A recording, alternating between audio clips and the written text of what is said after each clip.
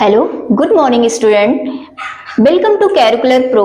मैं नीतू सिंह आज आप लोगों को शेल के प्रकार के बारे में बताऊंगी, यानी कि शेल कितने प्रकार की होती है। On the basis of structure, यानी कि संरचना के आधार पर शेल को कितने भागों में डिवाइड किया गया है। On the basis of structure,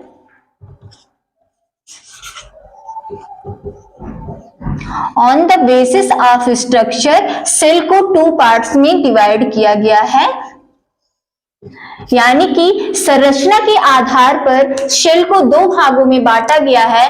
first है प्रोकैरियोटिक सेल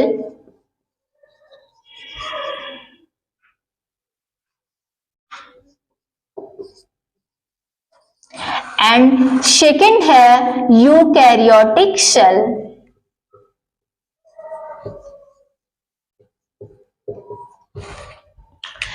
तो फर्स्टली हम क्या पढ़ेंगे, प्रोकैरियोटिक शेल के बारे में पढ़ेंगे। जैसा कि शेल को हम लोगों ने पहले की वीडियो में डिस्कस कर लिया है कि शेल क्या होती है, शेल की मीनिंग क्या होती है, शेल की थ्योरी क्या होती है। इन सब चीजों के बारे में, इन सब के बारे में हम अपनी पहले वीडियो में डिस्कस कर चुके हैं।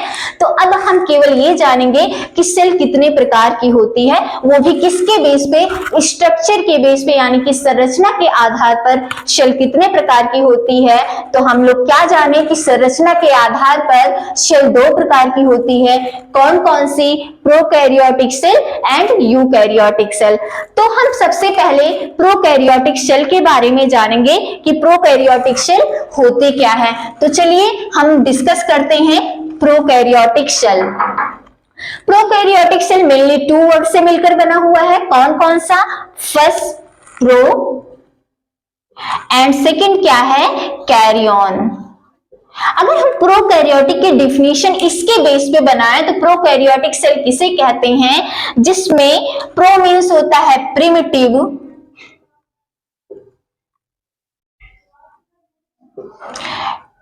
या बिफोर भी बोल सकते हैं हम, बिफोर, और कैरियन का मीन्स होता है न्यूक्लियस। अब हमारी डिफिनीशन इसी के बेस पे तैयार हो गई। अगर कोई पूछता है प्रोकैरियोटिक किसे कहते हैं, प्रोकैरियोटिक सेल किसे बोलते हैं, तो हमारा आंसर, हमारी डिफिनीशन क्या बन गई कि जिसमें प्रिमिटिव टाइप ऑफ न्यूक्लियस पाया जाता है, यानी कि न्यूक्लियस के बनने से पहले की जो सेल होती है उसी को हम क्या बोलते हैं? प्रोकैरियोटिक सेल बोलते हैं। जिसमें न्यूक्लियस का क्या होता है? अभाव होता है, यानी कि ट्रू न्यूक्लियस नहीं होता है, उसी को हम क्या बोलते हैं? प्रोकैरियोटिक सेल बोलते हैं। तो यहां से हमें क्लियर हो गया कि प्रोकैरियोटिक सेल क्या किसे कहते हैं? जिसमें क्या होता है? प्रिमिटिव टाइप ऑफ न्यूक्लियस पाया जाता है, उसी को हम क्या बोलते हैं? Prokaryotic cell. मेनली इसको न्यूक्लियस के बेस पे ही डिवाइड ही किया गया है कि जिसमें न्यूक्लियस प्रेजेंट होता है, वेल डेवलप्ड होता है, वो यूकैरियोटिक होती है। जिसमें न्यूक्लियस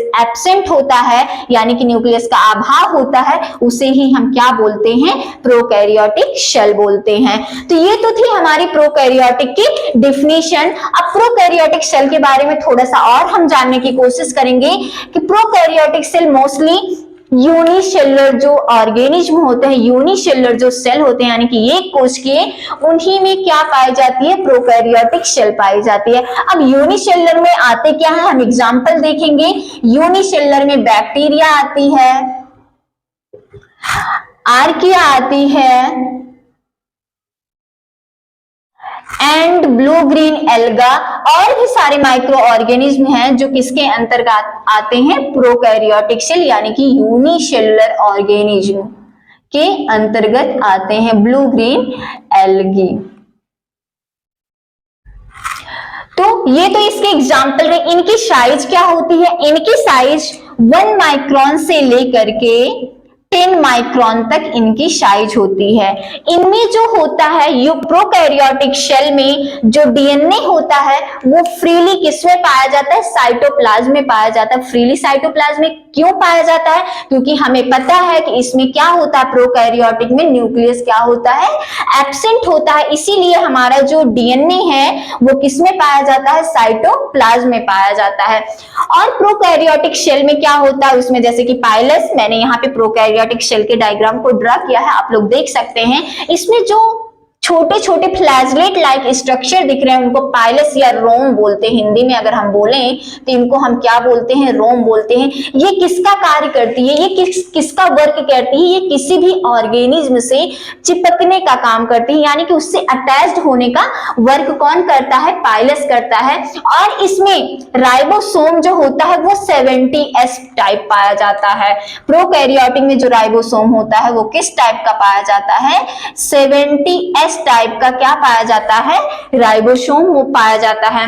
और इसमें ये जो स्ट्रक्चर थ्रेड लाइक स्ट्रक्चर दिख रहा है इसको हम क्या बोलते हैं, फ्लैजला बोलते हैं। फ्लैजला का वर्क क्या होता है, ये लोकोमोटरी ऑर्गन होता है, यानी कि लोकोमोशन में हेल्प करता है। जैसे कि पैरामीशियम, आप लोग प्रोटो जब पढ़ते हैं प्रोटोजोआ फाइलम, तो उसमें जो पैरामीशियम है, पैरामीशियम भी क्या है, यूनिसेलुलर ऑर्गेनिज्म है, तो उसमें भी क्या पाया जाता है, शीलिया पाया जाता है। वो भी किसका हेल्प करता है, लोकोमोशन का हेल्प करता है, यानी कि चलने का काम करता है, मूव करने का काम करता है। वैसे इसमें बैक्टीरिया में भी ये जो फ्लैजला दिख रहा है, ये फ्लैजला किसका काम करता है, लोकोमोशन का काम करता है, यानी कि इसको हम क्या कह सकते हैं, लोकोमोटरी ऑर्गन बोल सकते हैं, यानी कि मूविंग का काम करता है। तो ये तो था हमारा प्रोकैरियोटिक सेल के बारे में। आइए हम यूकैरियोटिक सेल को डिस्कस करते हैं। सेकंड हमारी कौन सी सेल है, यूकैरियोटिक सेल। अब सेकंड सेल हमारी क्या है, यूकैरियोटिक सेल। हम यूकैरियोटिक सेल के बारे में डिस्कस करेंगे।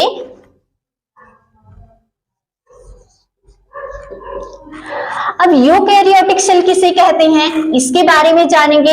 यूकैरियोट भी दो वर्ड से मिलकर बना हुआ है, यू एंड कैरियन। इसी से हमें यूकैरियोटिक की भी डिफिनीशन मिल जाएगी। यू मीन्स होता है वेल डेवलप्ड,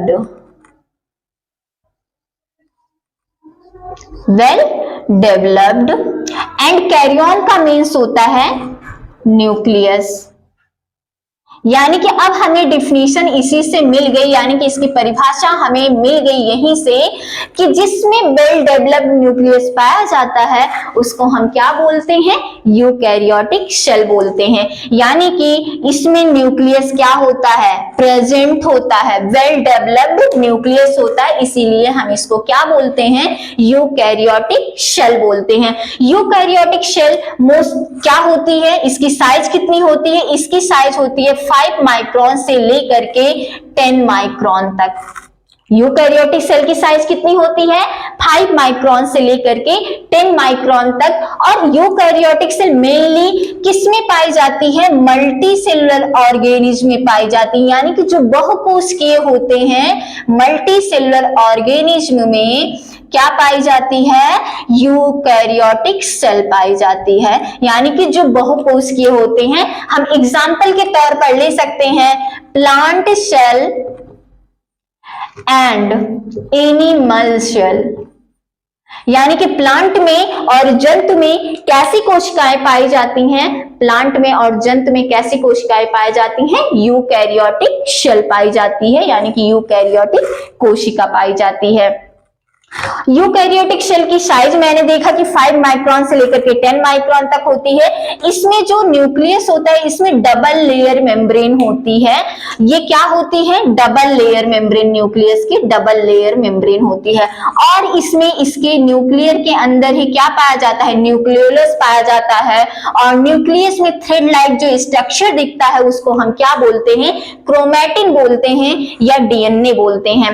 इसमें जो राइबोसोम, यूकैरियोटिक सेल में जो राइबोसोम होता है वो 80S टाइप का होता है। कैसा होता है, 80S टाइप का होता है। यूकैरियोटिक सेल में कई सारे सेल ऑर्गेनेल्स पाए जाते हैं, जैसे कि माइटोकॉन्ड्रिया, क्लोरोप्लास्ट, राइबोसोम्स, ये सारे इसमें न्यूक्लियस, ये सारे सेल ऑर्गेनेल्स यूकैरियोटिक सेल में प्रेजेंट होते हैं। तो आई होप आप लोगों को यहां तक समझ में आया होगा यूकैरियोटिक सेल की मीनिंग एंड प्रोकैरियोटिक सेल की मीनिंग क्या होती है, एक्चुअल में इसकी डिफिनीशन क्या होती है उसको भी मैंने।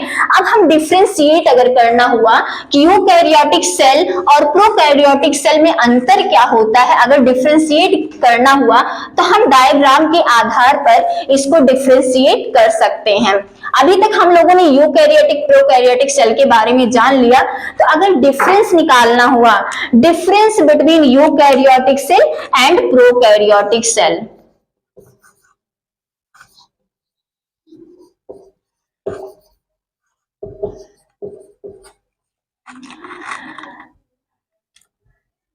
Prokaryotic and eukaryotic cell,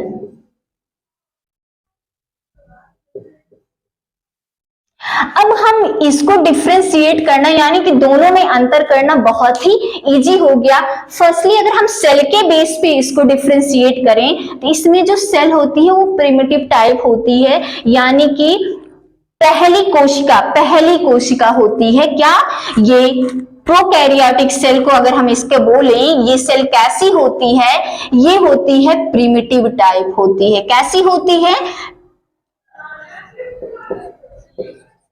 primitive type होती है। इसमें सेल कैसी होती है? प्रिमिटिव टाइप होती है। और अगर यूकैरियोटिक की बात करें तो इसमें वेल डेवलप्ड सेल होती है। कैसी होती है? वेल डेवलप्ड होती है। फर्स्ट डिफरेंशिएट अगर हमें करना हो तो हम पहला क्या निकल के आए कि इसकी जो सेल होती है वो प्रिमिटिव सेल होती है और इसमें यूकैरियोटिक में क्या होती है? वेल डेवलप्ड सेल होती है। सेकेंडली अगर हमें डिफरेंशिएट करना हुआ, सेकेंड अगर हम ढूंढेंगे तो न्यूक्लियस के बेस पे ढूंढेंगे। इसमें न्यूक्लियस जो होता है प्रोकैरियोट में वो ट्रू यानी कि एब्सेंट होता है और इसमें क्या होता है? वेल डेवलप्ड यानी कि प्रेजेंट होता है। वेल डेवलप्ड होता है या प्रेजेंट बोल सकते हैं, प्रेजेंट होता है। इसमें क्या बोल सकते हैं? इसमें न्यूक्लियस एब्सेंट होता है, इसमें न्यूक्लियस प्रेजेंट होता है, यानी कि न्यूक्लियस का अभाव होता है बट इसमें वेल डेवलप्ड न्यूक्लियस पाया जाता है। अगर थर्ड डिफरेंशिएट करना हुआ तो इसमें जो कई सारे इसमें सेल ऑर्गेनेल्स जो हैं वो यूकैरियोट में इसमें सेल ऑर्गेनेल्स जो होते हैं एब्सेंट होते हैं, यानी कि प्रोकैरियोट में क्या होते हैं? सेल ऑर्गेनेल्स जो होते हैं वो एब्सेंट होते हैं मोस्टली। इसमें सेल ऑर्गेनेल्स क्या होते हैं? प्रेजेंट होते हैं। सेल ऑर्गेनेल्स जैसे माइटोकॉन्ड्रिया हो गया, क्लोरोप्लास्ट हो गया और उसके बाद एंडोप्लाज्मिक रेटिकुलम हो गया, न्यूक्लियस हो गया, ये सारे इसमें क्या होते हैं? प्रेजेंट होते हैं। अब अगर हम फोर्थ बात करें तो इसमें जो राइबोसोम होता है वो 70S होता है और इसमें जो होता है वो क्या होता है? 80S होता है। यानी कि प्रोकैरियोट में जो होता है वो 70S राइबोसोम होता है, लेकिन जो यूकैरियोट में होता है वो 80S राइबोसोम होता है। अब फिफ्थ की बात करें तो इसमें जो होता है केंद्रक जो न्यूक्लियस मेम्ब्रेन होती है वो डबल लेयर में होती है बट इसमें न्यूक्लियस होता ही नहीं है, तो इसमें क्या होती है? Membrane absent. न्यूक्लियर मेम्ब्रेन भी क्या होती है? एब्सेंट होती है। अब हम बात करते हैं, अब हम इसके बारे में बात करते हैं, यानी कि ये डिफरेंशिएशन था और भी इसके एग्जाम्पल में हम अगर ले सकते हैं तो इसके एग्जाम्पल में बैक्टीरिया हो गया, अभी मैंने बताया बैक्टीरिया, ब्लू ग्रीन एल्गा को ले लेते हैं। इसमें क्या आता है? इसमें प्लांट एंड एनिमल्स आ जाते हैं, प्लांट सेल आ जाती है एंड एनिमल। और इसमें जो डिवीजन होता है प्रोकैरियोटिक में, जो डिवीजन होता है वो बाइनरी फिजन होता है, यानी कि इसमें माइटोसिस एब्सेंट होता है, माइटोसिस डिवीजन नहीं होता है। माइटोसिस या मियोसिस इसमें नहीं होती है। प्रोकैरियोटिक में मियोसिस माइटोसिस डिवीजन नहीं होता है अगर सेल डिवीजन की बात कर रहे हैं, और इसमें cell division meiosis and mitosis होता है।